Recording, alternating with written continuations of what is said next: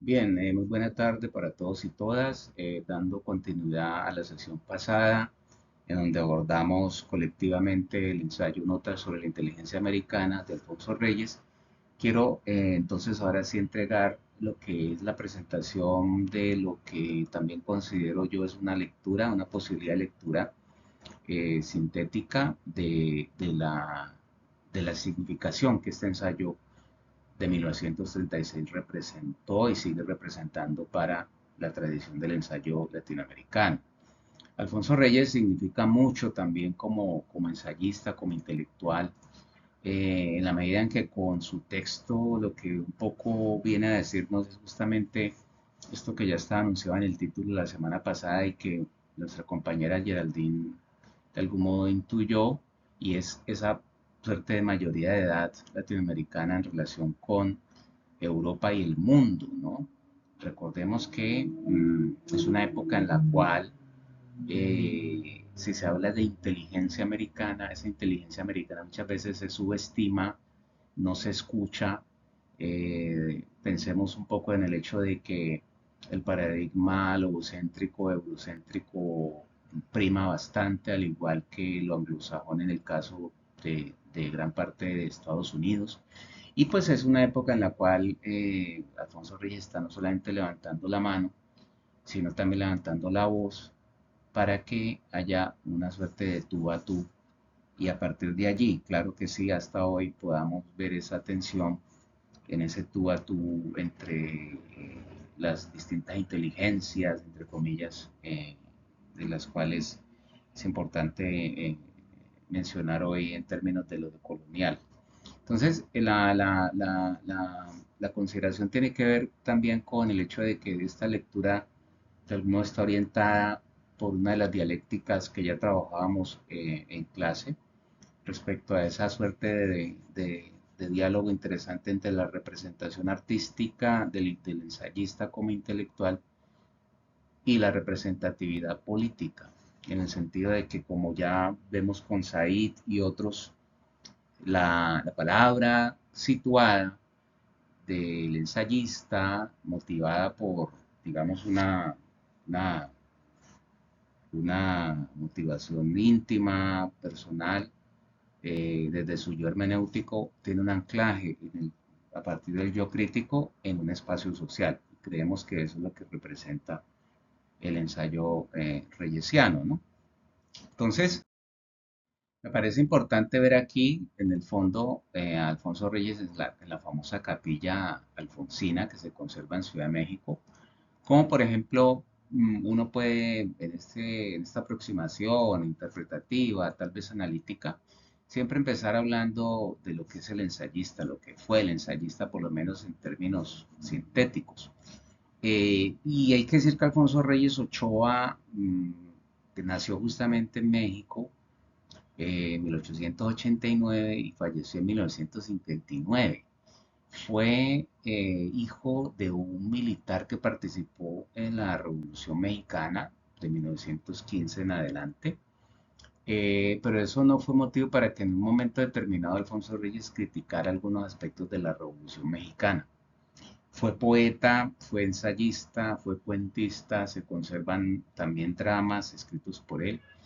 Obviamente fue un crítico literario y un diplomático, algo que es muy común en la época, y por eso hablamos de la representatividad política, porque los gobiernos, un poco también para legitimarse, pero también para apoyarse en la ciudad letrada, en la comunidad letrada, solían, digámoslo así, contratar o nombrar desde la diplomacia sobre todo intelectuales.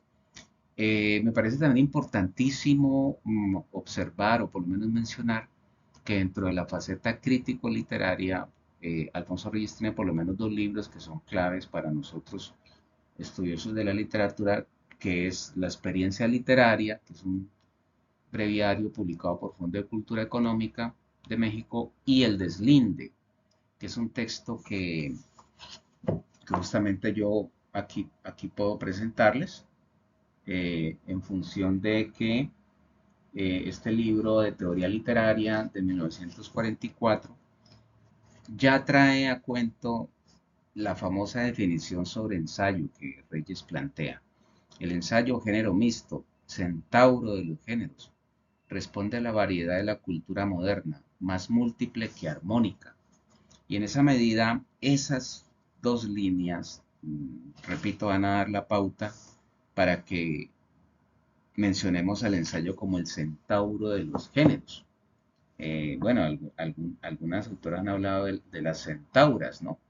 Pero también podría ser ese género híbrido, por qué no decirlo transgénero, que es el ensayo, ¿no? Entonces, en el costado derecho tenemos una portada de lo que es el cruce de cartas que hubo durante mucho tiempo entre Jorge Luis Borges y Reyes, porque al morir Alfonso Reyes, Borges, que además era muy cercano a él, se permitió escribir estos versos, ¿no? En un soneto dedicado justamente a Reyes, y es el vago azar o las precisas leyes que rigen este sueño, el universo, permitieron compartir un terzo trecho del curso con Alfonso Reyes. De Alfonso Reyes también se conservan, pues en la biblioteca, incluso Mario Carvajal, las obras completas. Todos los 26 tomos están allí, que son alrededor de 13.300 páginas, en donde podemos ver una enorme variedad textual, eh, repito, desde la poesía, pasando por la prosa narrativa, el drama y el ensayo. Y pues aquí que no se ve porque está mi cámara, el otro libro clave es Junta de Sombras, de 1949. Entonces vayan viendo pues que se trata de un ensayista polivalente a carta cabal, digamos, pero también como vamos a verlo, un diplomático o un intelectual diplomático o un ensayista que obviamente, digamos, estuvo en contacto con la diplomacia.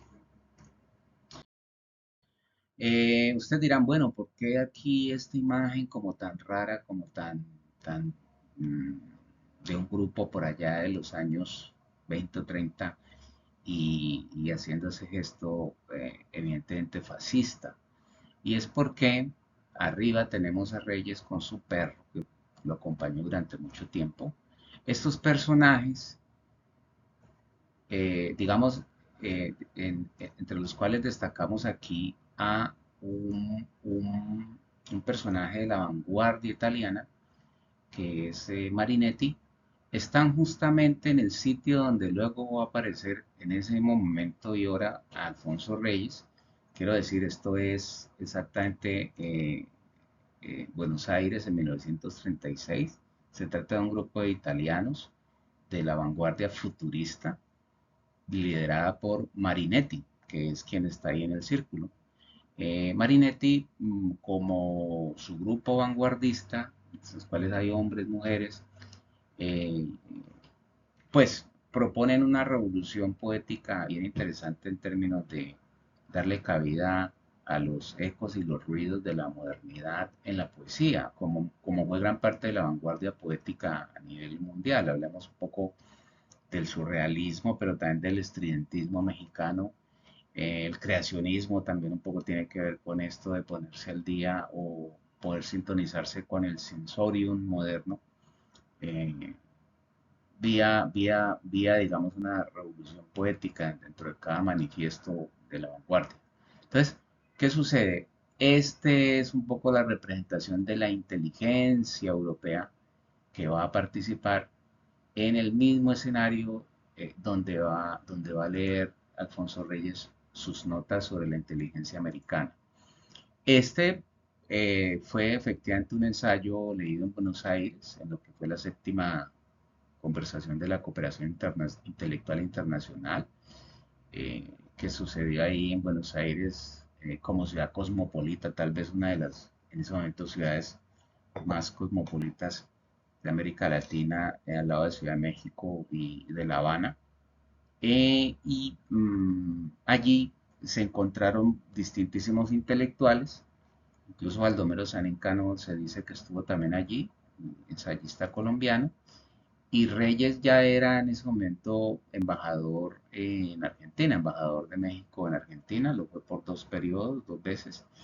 Y entonces aparece esta figura de lo que es el diplomático autorreflexivo, aquel personaje que, dada su condición intelectual y ensayística, un poco eh, puede ofrecer desde su yo hermenéutico la posibilidad de la diplomacia legitimar los gobiernos a través de su figura intelectual, pero también pensar problemas de su tiempo, ¿no? Sin desligarse de esa condición intelectual. Sucede muy pocas veces, pero sucedió mucho de todas maneras en el siglo XX.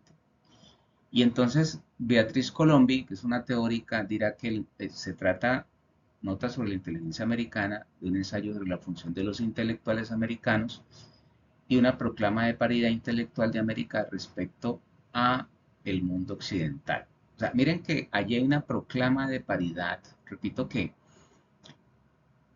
si lo vemos ya mmm, casi que a un siglo, pues tal vez no resulte novedoso, pero para su tiempo sí es clave que, repito, un autor intelectual mexicano eh, pueda alzar la voz en ese congreso, ¿no? Ahora, casi como escuchábamos en clase la calle 13 y Latinoamérica, es importante que dentro de nuestros acercamientos a los ensayos que vamos a leer podamos hacer vínculos o tránsitos o migraciones estéticas hacia otras modalidades del arte para un poco complementar la lectura crítica. Aquí yo he traído completo el famoso mural que se conserva en Ciudad de México de Diego Rivera, pintado entre 1947 y 1948, que se llama Sueño de una tarde dominical en la Alameda Central. En síntesis, uno ve en el gran mural una visión totalizante de la cultura mexicana explícitamente, partiendo de imágenes que tienen que ver con distintas temporalidades. En una síntesis, como si fuese la suerte de un personaje, un coro y un escenario. En este caso el escenario sería el mural, en el caso del coro pues son estas distintas amalgamas y voces de la historia. Podemos ver por acá, por ejemplo, a los inquisidores. Aquí, por ejemplo, podemos ver al inquisidor Juan de Zumárraga con las manos untadas de sangre. Aquí también vemos a Sor Juana Inés de la Cruz, que es otro siglo.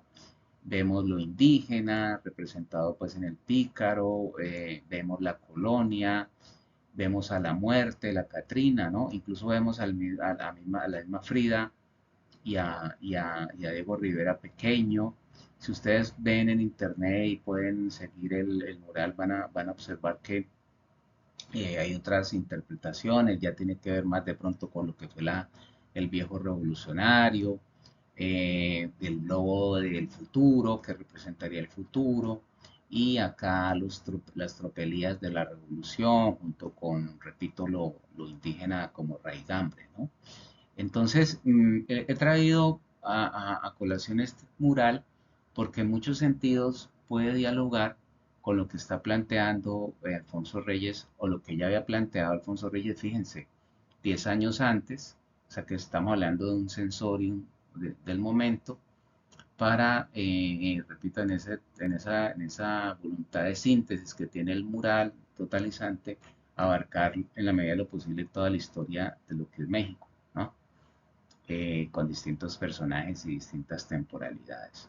En un mismo espacio que es la Alameda Central, que representa para los mexicanos, digamos, un territorio eh, pues que vincula distintas también temporalidades, como vamos a ver con otra plaza, ¿no? que es la plaza que vamos a ver enseguida. El mural se conserva en el Museo Diego Rivera y repito, es fascinante poder verlo, digamos, ya tal cual como se presenta allí. Eh, a propósito de entonces del ensayo y el mural y las lecturas que puede ofrecernos, Recordemos que en el fragmento 3, Reyes es claro al decir que nuestro drama tiene un escenario, un coro y un personaje, y que por escenario no quiero entender ahora espacio, sino ven un tiempo en el sentido casi musical de la palabra, un compás, un ritmo. Llegada tarde al banquete de la selección europea, porque digamos que América se revela en la historia después. América vive saltando etapas, apresurando el paso y corriendo de una forma a otra sin haber dado tiempo a que madure del todo la forma precedente. A veces el salto es osado y la nueva forma tiene el aire de un alimento retirado del fuego antes de alcanzar su cocción, su plena cocción. Por otro lado, del mural, Carlos Fuentes en El espejo enterrado va a decirnos esto, que un poco coincide con el espíritu del ensayo de época y con el ensayo latinoamericano en términos de la búsqueda de expresión propia, de la identidad y demás. Carlos Fuentes, ya en 1994. Diego Rivera, el pintor del siglo XX, creó un mural en los años 1940 para el Hotel del Prado en la Ciudad de México, frente al Parque de la Alameda. Anecdóticamente hay que decir que cuando sucede el temblor, el seísmo de 1985, por fortuna, ese hotel que sufre grandes eh, fracturas y por qué no decirlo, se viene abajo, por fortuna el mural es retirado y es conservado casi, pues casi que intacto, diría que intacto, y es trasladado a este museo eh, de Diego Rivera. En él, Rivera describe un sueño poblado por todas las figuras históricas de México, desde la conquista hasta la revolución. Presenta un sueño para el profundo debate en torno a nuestra identidad, fíjense bien. ¿Debería nuestra cultura ser nativa o importada, india, española, norteamericana o francesa? Se trata de un falso dilema, contestó el patriota y escritor cubano José Martí, en un ensayo llamado Nuestra América, a quien podemos ver caballerosamente saludando con su sombrero a algunas damas que pasan por el mural de la Alameda. Martí, con toda su cortés humildad, encontró la llave para resolver este viejo dilema nuestro. No solo previno contra los peligros de importar modelos de progreso de manera crítica, además ligó poderosamente el progreso a las necesidades reales del pueblo, a los recursos reales y a la composición social real de la América española. Martí, recordemos cuando hablábamos de la triple relación que hay, o la relación que hay entre estos tres elementos de la retórica, eh, el, el, el, el, el docere, el movere, el delectare. Martí, un poco con su ensayo en Nuestra América, está motivando la aparición de una tradición, larga tradición, en la cual se escribe Reyes para hablar de lo que es nuestra América. Una América que, como vemos, no es del todo nuestra en términos de vincular al otro, ¿no? Sino que es América pensada desde la ciudad letrada. Pero es algo importante, ¿no? Digamos.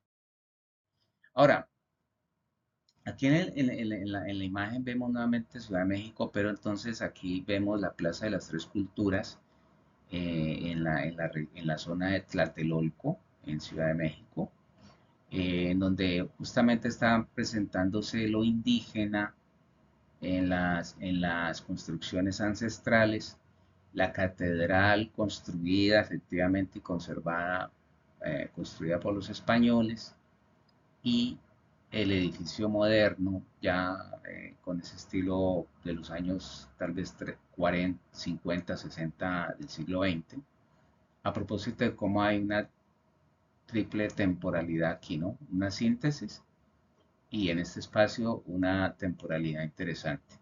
Pues en Colombia lo podemos ver de muchos modos. Yo creo que cuando, por ejemplo, ustedes se dieron cuenta que se está construyendo el Boulevard del Río, ya al mover las capas de la ciudad se encuentra uno con unos pasados interesantes que es digno conservar, que es digno leer, porque el pasado lo que hace es revelar el presente, ¿no?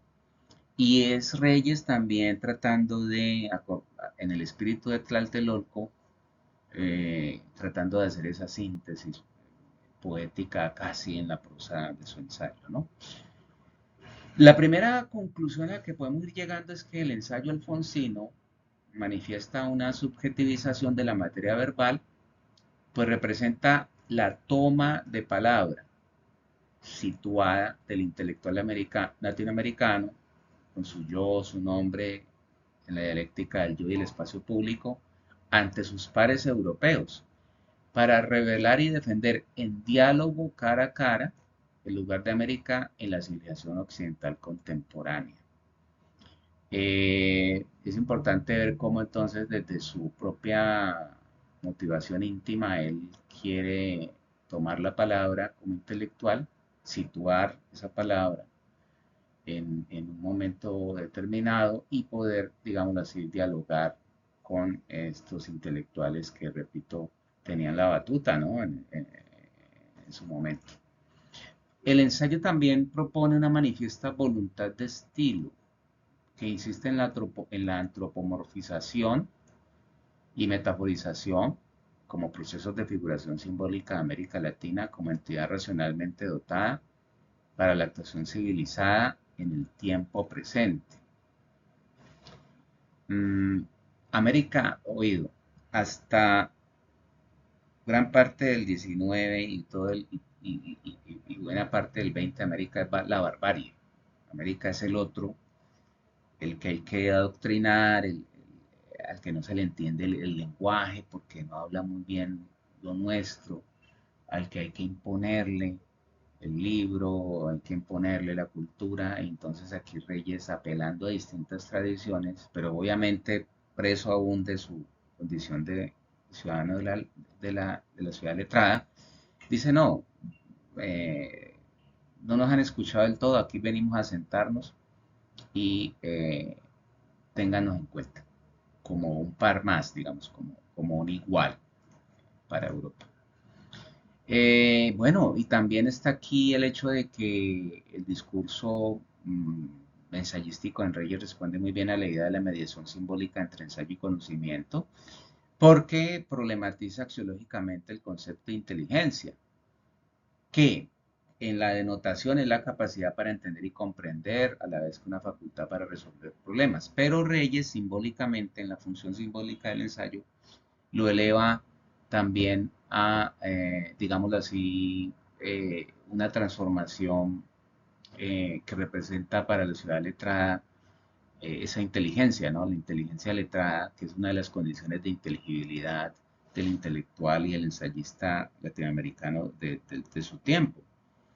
Es decir, que podemos un poco manifestar que la búsqueda de sentido de este intelectual ensayista intelectual latinoamericano de ese tiempo, pasa por, eh,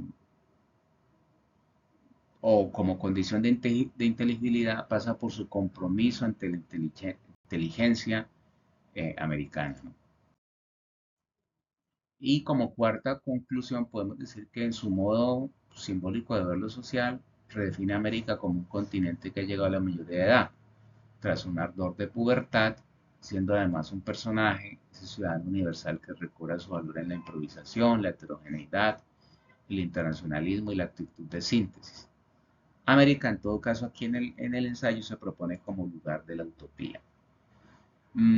Para nuestras presentaciones también va a ser clave finalizar con algunas de las fuentes bibliográficas de apoyo. Yo en este caso apelo a unas que ustedes ven aquí. Básicamente me han servido los trabajos de Beatriz Colombi, de Juan Meyers, el intelectual diplomático, de Alfonso Reyes Sustantivo, en una antología que recomiendo que se llama Historia de los Intelectuales en América Latina, por Carlos Altamirano, y pues el mismo ensayo de Alfonso Reyes. Entonces, pues ahí que quería presentarles esta aproximación para que luego en casa, ahí desde donde están trabajando, puedan ver esa lectura. Eso es todo por ahora y nos vemos en la próxima sesión ya presencial en la clase. Muchas gracias y feliz resto de día.